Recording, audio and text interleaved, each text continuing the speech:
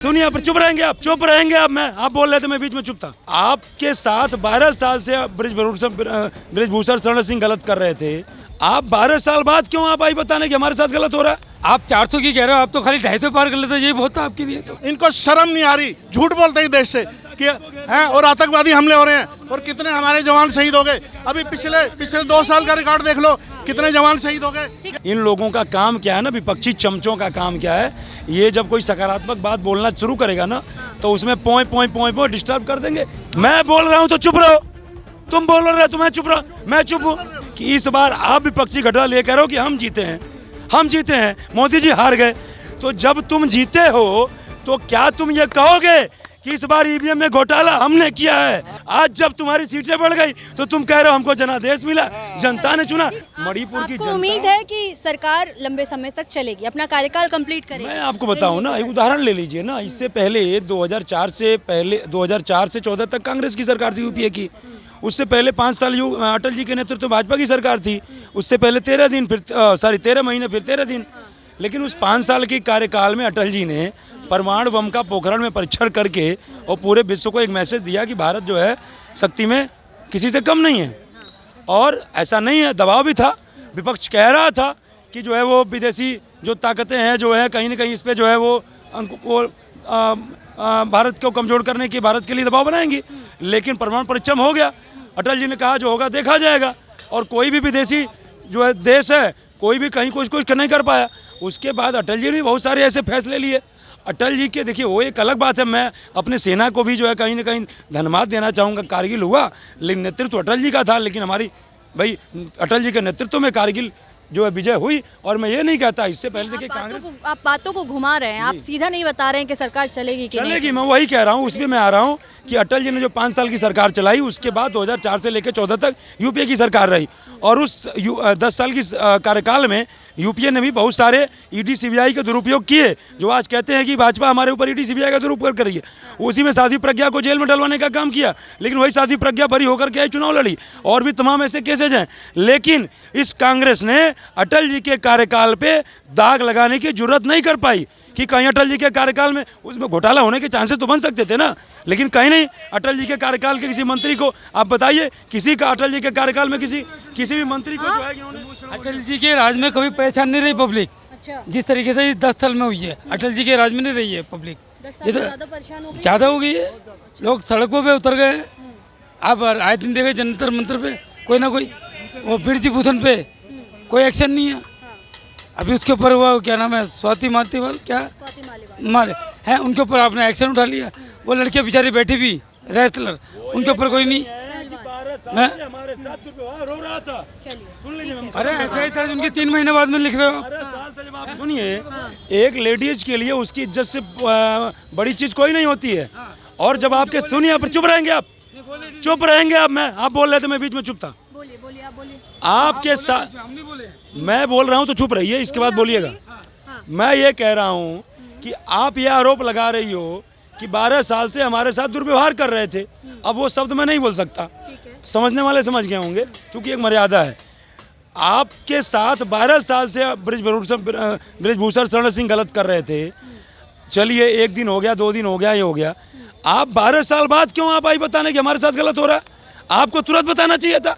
इसका मतलब ये है, ये इंडिकेट करता है कि आपको जो मलाई मिलनी बंद हो गई, तो आपने आरोप लगा दिया। आप उदाहरण ले लीजिए, सत्यपाल मलिक का ले लीजिए। सत्यपाल मलिक जब तक राज्यपाल थे तब तक ये नहीं कहे कि जो है पुलवामा जो हुआ मोदी जी के षड्यंत्र से हुआ। और आज कह रहे हैं कि जब पुलवामा हुआ मैंने मुंह खोलना शुरू किया, मोदी जी ने दबा दिया मेरी आवाज़ को, बोले भाई चुप रहो। अरे भाई आप उस प्रदेश के प्रथम नागरिक थे, जम्मू कश्मीर के प्रथम नागरिक थे। देश के जवानों के साथ गलत हुआ तो आपका फर्ज बनता था कि राज्यपाल की कुर्सी रहे चाहे जाए, मैं आवाज़ उठा करके रहूँगा। उस समय आवाज़ न उठा कर, किस बारे में आपने मलाई प्रधानमंत्री नरेंद्र मोदी तीसरी बार गद्दी पर बैठे हैं, क्या उम्मीदें हैं इस बार? बहुत उम्मीदें हैं। देखो 120 दिन का आगे रोड मैप पूरा मोदी जी का तैयार हो गया है और उन्होंने आगे क्या क्या काम करने हैं वो सब है, और मंत्री पद ने उन्होंने कैबिनेट में शपथ भी ले ली है। तो इतना सारा काम जो कर रहे हैं मोदी जी ने, पहले 2014 में चुनाव लड़ा, फिर 19 में लड़ा, 24 में लड़ा, तो मोदी 3.0 है ये सरकार। तो आगे काम हो रहा है, तो निरंतर काम होता रहेगा। बिल्कुल उम्मीदें हैं। बिल्कुल है। अच्छा, इस बार चर्चा चल रही है कि ये गठबंधन की सरकार है, तो नीतीश कुमार इसमें अहम रोल निभा रहे हैं, चंद्रबाबू नायडू अहम रोल निभा रहे हैं। नहीं, इस बार ज़्यादा देर तक, ज़्यादा लंबे समय तक ये सरकार नहीं चलेगी। क्या आम लोगों को भी ऐसे ही लग रहा है? देखिए, सरकार तो ये 2047 2050 से ऊपर तक जाने वाली है। जब एक बारी सरकार आ गई मोदी सरकार, दूसरी बारी आ गई, तीसरी बारी आ गई। 400 पार को लेकर के जो चल रहा था, फिर उसमें क्या कहेंगे? वो तो एक मोदी जी ने 47 तक आप गिनवा वो तो मोदी जी ने एक बात बताई थी ना, वो तो मोरल था, एक एजेंडा था, उन्होंने बताया था कि हम इतने लेकर आएंगे। लेकिन आप एक देखिए ना कि गठबंधन में वो इतनी सीटें लेकर आए, मोदी जी एक अकेली 240 सीटें लेकर आए। तो ये गठबंधन है। क्या कह रहे हैं आप? मैंने क्या, आप 400 की कह रहे हो, आप तो खाली 250 पार कर लेते, यही बहुत था आपके लिए तो। हाँ, 240 में खुश हैं। देखो, जो कल सीना चौड़ा करके ना 400 पार गा रहे थे नारा, आज वो 200, उनकी विचार की देखो, और ऐसा जख्म मिला है ना, ये दर्द जो है ना भरेगा नहीं इनका। और प्रधानमंत्री जी ने क्या कहा कि राहुल गांधी से की उम्र से भी कम सीटें आएंगी। क्यों बोला माफ़ी मांगो, 400 पार आएगी माफ़ी मांगो, 100 दिन में काला धन नहीं आया माफ़ी मांगो, 2 करोड़ रोजगार नहीं दिए। अरे तुमने कुछ करा ही नहीं, सिर्फ झूठ। हाँ, आखिर में जाके इतने बौखला गए, 2 भैंसों में से 1 भैंस ले जाएंगे, तुम्हारे 2 कमरे 1 कमरा छीन अब लेंगे। तो ये सारी चीजें खत्म हो गई ना, अब तो सरकार बन गई। उन लोगों के साथ तुम इलेक्शन क्यों लड़ रहे? 10 साल से तुमने उनको जेल क्यों नहीं भेजा, जो ऐसे लोग हैं, खतरनाक लोग? अब तो सरकार बन गई ना, अब तो शपथ ग्रहण भी हो गया, मंत्रिमंडल विस्तार भी हो तो ये गया। झूठ बोलते हैं अब ना, जनता के मैं बीच ये क्या कह रहा हूँ, होगा? ये झूठ बोलते हैं ना। हाँ। जो बोल रहे थे नोटबंदी से और उससे धारा 370 से है आतंकवाद खत्म हो गया, और आतंकवाद की कितनी घटनाएं हो रही है, इनको शर्म नहीं आ रही, इनको शर्म नहीं आ रही। झूठ बोलते हैं देश से कि हैं, और आतंकवादी हमले हो रहे हैं, और कितने हमारे जवान शहीद हो गए। अभी पिछले 2 साल का रिकॉर्ड देख लो, कितने जवान शहीद हो गए। ठीक है। झूठ बोलते हैं हमेशा। अब आपका सुन लिया ना, अब थोड़ा सा इनसे सुनते हैं, इनसे इधर आ जाइए। ये थोड़ा सा इनसे हाँ, क्या कह देखिए रहा है? देखिए, मैं ये कह रहा हूँ, हाँ। ये जो है इनको पता चल गया कि मोदी जी ने क्या कर दिया। तीसरी बार फिर, यानी कि आपके जो पाकिस्तान समर्थक थे ना, कहते थे पाकिस्तान की, जो इनकी भाषा में बोलते थे, तो जो राहुल गांधी दे रहे थे 1-1 लाख रुपया, आरक्षण छिन जाएगा, संविधान की कॉपियां ले लेके 1-1 लाख की कॉपियां, वो 15 लाख का हिसाब मांग रहे हैं। संविधान के, ठीक है ना। अब देखिए, इन्होंने सारा, आज वो महिलाएं पोस्ट ऑफिस में जाके खड़ी हैं कि कहाँ है भैया 1 लाख रुपया है, और टीवी पे प्रचार कर रहे थे। मोदी जी ने कब बोला? एक वीडियो दिखा दो कि 15 लाख रुपए मैं दूंगा। स्मार्ट सिटी बन रही है, स्मार्ट सिटी हर सिटी में। ठीक है, इस बार आम जनता की क्या उम्मीदें रहेंगी सरकार को लेकर? इस बार आम जनता की उम्मीद ये है कि देश में सुख शांति से और सरकार चले, क्योंकि गठबंधन की सरकार है। अब मोदी जी अपने हिसाब से सरकार का गठन कर चुके हैं, कल शपथ ग्रहण समारोह हो चुके हैं, मंत्रालय का डिवाइडेशन हो चुका है, और सरकार बहुत ही अच्छे तरीके से पूरे 5 साल चलेगी। कहीं भी ऐसी कोई दिक्कत आने वाली नहीं है। क्या जो जिस तरीके से खबरें चल रही हैं कि नीतीश कुमार और चंद्रबाबू नायडू बीच में यूटर्न ले सकते हैं, सरकार गिर सकती है, अल्पमत हो सकती है, ऐसा नहीं लगता है आम लोगों को? ये जो है कांग्रेस की साजिशों का शिकार बनाने की कोशिश की जाएगी कांग्रेस की तरफ से, लेकिन ऐसा काम हो नहीं सकता, क्योंकि नीतीश बाबू ने खुद बहुत अच्छे बयान दिए। महाराष्ट्र में तो कहा जा रहा है कि गेम शुरू हो चुका है, अजीत पवार नाराज चल रहे हैं। ठीक है, शिंदे जो नाराज चल रहे हैं क्योंकि शिंदे जी के 8 सांसद आए, उनको एक भी मंत्री नहीं दिया गया, तो इससे भी लेके नाराजगी तो चल रही है ना। ये सब मोदी जी और अमित शाह जी को बड़े आराम से सेटलमेंट कर लेंगे, ऐसा कुछ नहीं है। जो सेटलमेंट इन द सेंस उनको समझा दिया जाएगा। परिवार में देखो, जब परिवार का एक सदस्य, बड़ा सदस्य जब परिवार को समझाता है कि हाँ बच्चों ऐसे नहीं करना है, जैसे अब मेरे बच्चे साथ में होते हैं तो विनेश फोगाट और बजरंग पुनिया, जो ये लोग ब्रजभूषण शरण सिंह की बात करते हैं, विनेश फोगाट और बजरंग पुनिया ने कहा कि हमको ट्रायल में न भेजा जाए, सीधे हमको मैच के लिए भेजा जाए।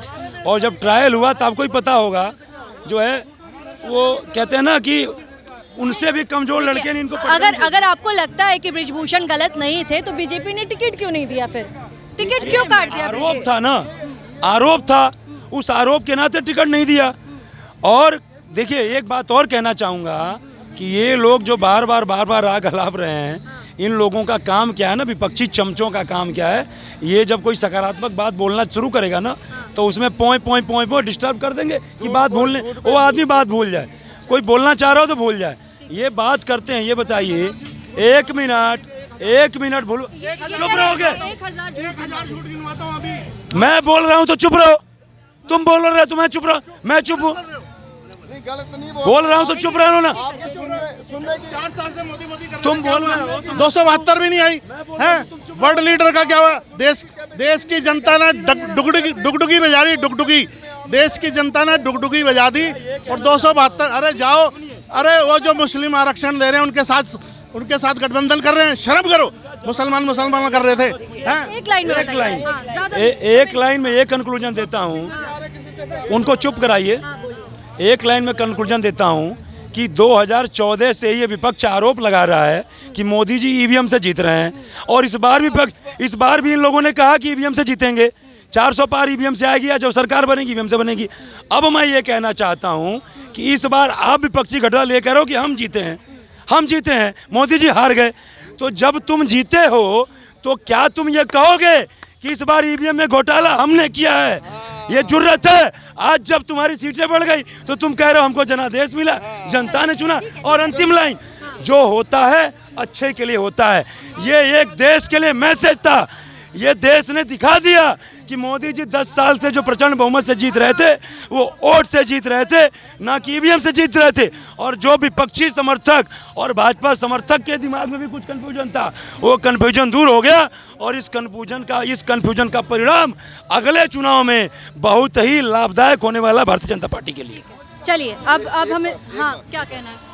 इस बार हमारे चुनाव में जनता को सिर्फ और सिर्फ गुमराह किया गया, झूठ बोला गया, आरक्षण पे झूठ, आरक्षण खत्म हो जाएगा, संविधान आरक्षण पे तो प्रधानमंत्री भी कह रहे थे ना। आरक्षण पे प्रधानमंत्री जी ने ये बोला है कि धर्म के आधार पे आरक्षण नहीं होना चाहिए। नहीं, आरक्षण पे तो प्रधानमंत्री भी चर्चा कर रहे थे कि अगर कांग्रेस की सरकार आएगी तो आरक्षण को खत्म कर दिया जाएगा, आरक्षण हटा दिया जाएगा। ऐसा किस पक्ष के लिए बोल? सिर्फ जिनके ज्यादा बच्चे हैं उनको ज्यादा, ये सारी बातें तो इन्होंने बोला कि धर्म के आधार पे हम आरक्षण को कभी भी स्वीकार नहीं करेंगे।